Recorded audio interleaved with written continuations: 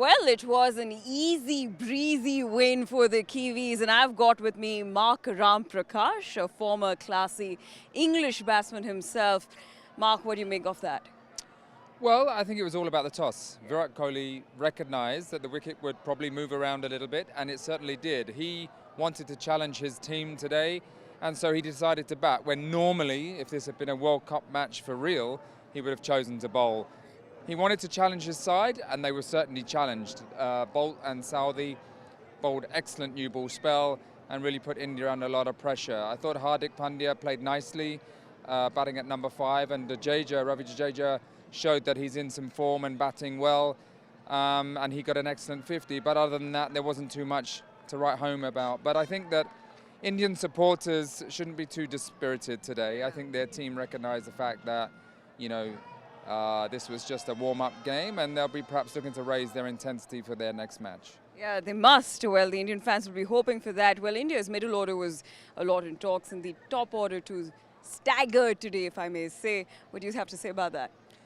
Well, I don't think they played loose shots. I think they give credit to the New Zealand bowlers. I mean, Trent Bolt and Southee are experienced, they're very accurate, and when the conditions favour them, they are a real handful. So it's not really ideal for the Indian top order, particularly coming off, long IPL season.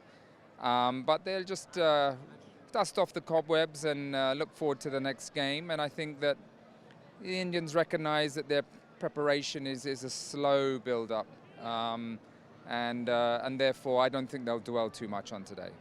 Yeah. Would you say they're still warming up to the English conditions?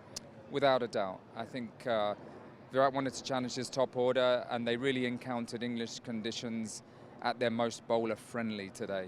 And so they didn't get a huge score, 180. And of course then we saw the sun come out and conditions ease for batting. Right.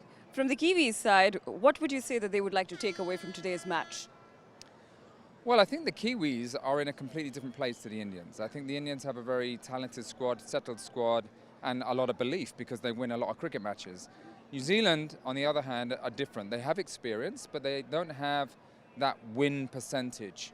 And today is important psychologically for them because they'll feel that they've just beaten one of the best sides in the world, and they'll take a lot of confidence from that. Having said that, their middle order didn't really get much of a knock, much practice, and their spinners didn't get a great deal of bowling either. So there's some questions still unanswered for New Zealand, but the result was probably the most important thing for them today.